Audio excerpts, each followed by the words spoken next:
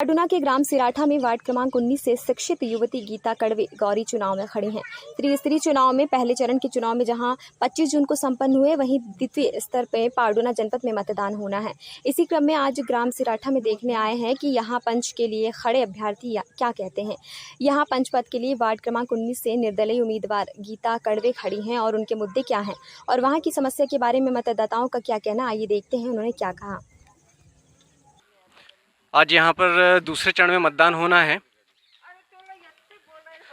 किन किन मुद्दों पे चुनाव हो रहा है हम ये बातचीत करेंगे यहाँ पर, है ना। शासन की नीतियों के अनुसार 50% महिलाओं को आरक्षण दिया जाता है, तो महिलाएं भी पीछे नहीं हैं। महिलाएं भी यहाँ पर बढ़ चढ़कर चुनाव में हिस्सा ले रही हैं, मतदान में भी ले रही हैं और स्वयं भी प्रतिस्पर्धी बनकर यहाँ पर ले रही हैं। तो उसी क्रम में गौरी कड़वे जो वार्ड क्रमांक 19 से खड़ी हुई हैं, तो आज हम उनसे कुछ बातचीत करेंगे। तो गौरी जी, आप बताएं कि आप का परिचय दीजिए पहले तो। मेरा नाम गौरी गीता कड़वे है। ऑफिशियली नेम मेरा गीता कड़वे है। मेरा एजुकेशन बीएससी एमबीए हुआ है और मैं अभी फ़िलहाल मैं एजुकेशन डिपार्टमेंट में वर्किंग भी हूँ, प्राइवेट सेक्टर में, और मैं भोपाल में रहती हूँ। लेकिन कुछ मुद्दे हैं मेरे। एजुकेशन अगर हम देखें तो शिक्षा का सिर्फ मतलब मैं इतना नहीं समझती हूँ कि आप डिग्री ले लो और एक सेपरेट हो जाओ, अपने लिए आप मतलब निर्भर बन जाओ, आत्मनिर्भर बन जाओ। क्योंकि जब वो एजुकेशन मेरे पेरेंट्स के काम में नहीं आता है, मेरे गांव वाले मोहल्ले वाले के काम में नहीं आता, तो मुझे लगता है कि वो एजुकेशन मेरा अधूरा है। मैं कहीं प्राइवेट जॉब करके सब चीज़ें तो कर सकती हूँ, लेकिन मैं कहीं ना कहीं इन सब चीज़ों से बहुत कट जाती हूँ जब अपने गाँव से दूरियाँ हो जाती है। तो पंच पद के उम्मीदवार के लिए खड़े होने के पीछे मेरा जो मुद्दा है वो यही है कि मुझे पंचायत की मजबूती चाहिए। छोटे छोटे काम के लिए मेरे मोहल्ले वाले, मेरे पड़ोसी या मेरे गरीब भाई बहन जिनको पता नहीं है कि क्या योजनाएं होगी, क्या मुद्दे होंगे जिसके ऊपर हम काम कर सकते हैं, उसके लिए भटकाव ना हो। चाहे वो सचिव हो, चाहे वो सरपंच हो, चाहे वो सरपंच सचिव पटवारी हो और तहसीलदार हो, एसडीएम हो, तो ये सब की एक पकड़ हो, एक सबके बारे में डिटेलिंग पता हो कि कैसे क्या होगा। अगर ये फैसिलिटी हमारे लिए तो हमको कौन पहुंचाएगा, उसके लिए भटकाव ना हो, उसके लिए भ्रष्टाचार ना हो। जो बीच में जो गैप होता है वो भ्रष्टाचार खत्म करने के लिए मुझे मजबूत पंचायत के लिए पंच के उम्मीदवार के लिए खड़ी हूँ। आपके प्रारंभिक मुद्दे क्या हैं? मेरे प्रारंभिक मुद्दे यही है कि सब कुछ बहुत अच्छा चल रहा है। पंचायत व्यवस्था हमारे यहाँ पे बहुत अच्छी है और जो सुचारू ढंग से चला रहा है। मेन समस्याएं क्या है जिसके कारण आपको चुनाव में उतरना पड़ रहा है? आप तो कहीं और भी सेटल हैं, तो फिर ऐसा क्यों? जी, मेन समस्या है, मैं अगर पहला पॉइंट बोलूँ तो भ्रष्टाचार, क्योंकि इसकी शिकार मैं बहुत बार हुई हूँ। मेरे छोटे छोटे काम के लिए, मेरे फादर के छोटे काम के लिए, मम्मी के छोटे काम के लिए उनको भटकना होता है। अगर हम आम ग्राम सभा की बात करें तो ग्राम सभा में आज तक के अगर आप यहाँ पे डिटेलिंग लोगे तो जो प्रॉपर पंच है वो भी नहीं बैठा होगा कि ग्राम सभा होती क्या, उनकी डिटेलिंग उनको पता नहीं होगी। जिनके लिए उनको 4 लोग चुनते हैं वो भी उनको पता नहीं है। तो भ्रष्टाचार का खत्म हम आम सभा से कर सकते हैं। दूसरी बात, जो सेवाएं हैं, जो फैसिलिटीज़ है, जो सरकार भेजती है पंचायत के माध्यम से देश के नागरिकों के लिए, गांव के नागरिकों के लिए, तो वो आखिरी इंसान जिसके पास ना एजुकेशन है, ना कोई चीज़ है, ना कोई जानकारी है, तो उसको भी फैसिलिटी पहुंच सके। और उसको फैसिलिटी पंच के मजबूती से हो सकती है। अगर आपका पंच मजबूत है तो वो अपने पूरे जितना भी उसका पंच का क्राइटेरिया है, जितने भी घर है, उसकी मजबूती अपने आप बन जाएगी। तो आपको इसके पहले तो इस प्रकार का कोई अनुभव है नहीं। आप आम जनता और शासन के बीच कैसा कैसा सामंजस्य स्थापित करेंगी? जी, मैं एक एनजीओ के साथ इनरोल हूँ जो पंचायत की मजबूती पे काम करते हैं। मैं अपने महीने के 5 दिन फ्री ऑफ कॉस्ट वहाँ पे मैं सेवा देती हूँ। तो पहले से ही आप समाज सेवा में हैं? जी, मैं पहले से समाज सेवा में हूँ। मैंने शिक्षा के लिए भी काम किया है, मैंने रोजगार के लिए भी काम किया है और स्पेशली पंचायत की मजबूती के लिए मैं 5 दिन वहाँ पे देती हूँ अपना, और वो भी पैसा नहीं लेती हूँ, क्योंकि मैं खुद सीख सकूँ और उसको कहीं ना कहीं अपनी पंचायत में, अपने माहौल में उसको ढाल सकूँ कि इसकी मजबूती कैसे हो सकती है। जब हमारे गाँव के बच्चे जो पढ़ लिख के सोचते हैं कि हम इंजीनियर बने, हम डॉक्टर बने, हम बिजनेस करें, सब चीज़ें करें, तो पढ़ लिख के वो अच्छा सरपंच, अच्छा सचिव या अच्छा पंच क्यों नहीं बन सकता है। तो ये मेरा मेन मुद्दा है कि अगर हम शिक्षा को बीच में लाएंगे तो अपने आप मजबूती होगी। ठीक है, थैंक यू। आप देख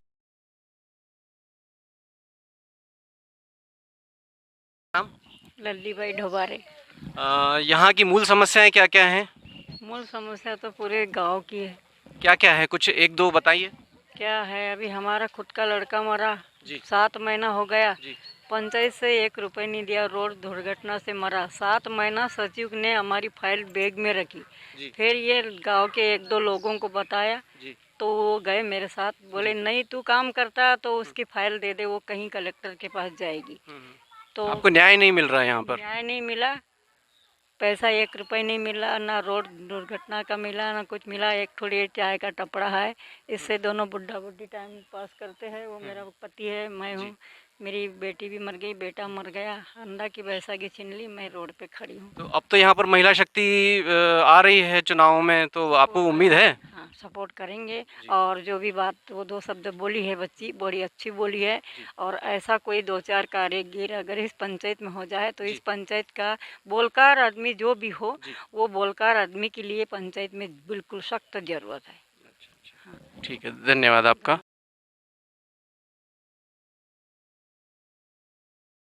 कुछ और नागरिकों से हम बात करेंगे। आपका नाम? सूरत राम डोंगरे। यहाँ पर पंचायत में सबसे बड़ा मुद्दा क्या है? सबसे बड़ा मुद्दा यहाँ पे, जैसे यहाँ पे बांध नहीं बन रहा है कई दिनों से। डैम की समस्या तो हम लोग और भी लोगों से सुन चुके हैं, और कुछ इसके अलावा? इसके अलावा कोई समस्या नहीं है। आपके वार्ड में? वार्ड में, हमारे वार्ड में 2 जगह सीसी रोड नहीं बनी है ऐसा। तो आप वोटिंग करेंगे? हाँ, वोटिंग करेंगे ना। वोटिंग तो हमारा अधिकार है ना? हाँ, अधिकार है। कब है वोटिंग? 1 तारीख को।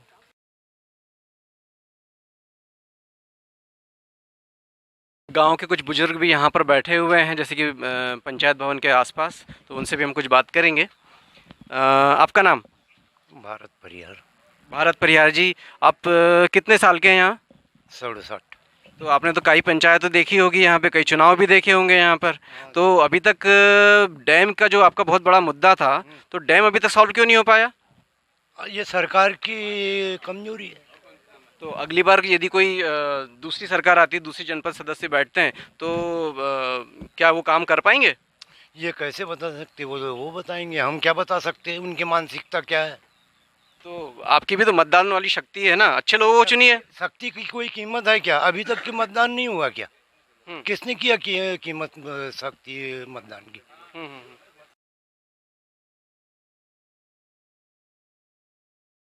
प्राथमिकता रहेगी ग्राम सभा की मजबूती, ताकि गांव का जो नहीं, यहाँ पर जैसे डैम की समस्याएं हैं, तो आप उस समस्या के बारे में कुछ नहीं बोल रही हैं। समस्याएं तो बहुत सारी है, लेकिन पंचायत तक पहुंचेगी कैसे? डैम की समस्या हम लोगों ने और भी ली है, लेकिन और भी बहुत सारी समस्याएं, तो वो पंचायत तक के पहुंच सके, उसके मजबूती के लिए ग्राम सभा की मजबूती जरूरी है।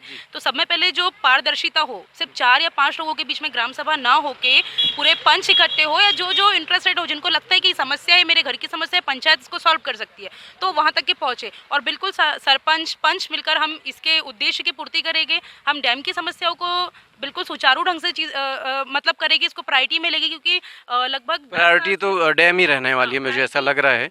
प्रायोरिटी डैम है, क्योंकि ये 10 साल से चलते आ रहा है। लोग छोटी मोटी समस्याएं तो हमेशा चलती रहती हैं, कभी संतुष्ट तो होते ही नहीं है, है ना? लेकिन जो छोटी मोटी समस्याएं है ना, वो उस इंसान की है जिसका कोई सुनना नहीं चाहता, जो गांव के एक कोने में रहता है। तो मुझे उसकी आवाज़ को भी बुलंद करना है कि वो क्या चाहता है। कहीं ना कहीं वो राजनीति से जुड़ा है, अपने वोट देने के लिए, टैक्स देने के लिए, जो अगर हम बोले नल कर बोल दे, बिजली बिल बोल दे, तो फिर वो राजनीति में अपनी समस्या सुनाने के लिए भी जुड़े। मेरा ये पॉइंट रहेगा, मेरी ये प्रायोरिटी रहेगी। और बिल्कुल हमारे यहाँ पे जितने भी युवा पंच खड़े हो रहे हैं या सरपंच पद के लिए उम्मीदवार है, मेरा पहला काम, प्रायोरिटी मेरी ये रहेगी कि मैं जितनी भी स्ट्रॉन्ग पंचायतें हैं हमारे मध्य प्रदेश में, मध्य प्रदेश के बाहर, एक विजिटिंग कराऊँ कि कैसे 5 साल में कैसे विकास होता है, कैसे सिर्फ पंचायत के भरोसे पे एक गांव आपका डेवलप हो सकता है और एक मॉडल बन सकता है। तो अगर मैं पंच चुनती हूँ, तो मैं इस चीज़ को प्रायोरिटी दूंगी, अपने सारे ज़रूरी मुद्दे को छोड़ के, कि मैं एक मॉडल पंचायत तैयार कर सकूँ। मैं अपने एजुकेशन को तब संपन्न मानूंगी कि मैं एक मॉडल पंचायत, गांव का हर एक आदमी सुख सुविधा ले सके, उस पर काम कर सकूँ। देख रहे हैं हम यहाँ पर कि सबकी अलग अलग कुछ कुछ समस्याएं हैं, पर मेन समस्या है डैम की लग रही है। तो युवा शक्ति तो खड़ी है, अब देखते हैं आगे क्या होता है। यहाँ पर चुनाव है 1 तारीख को।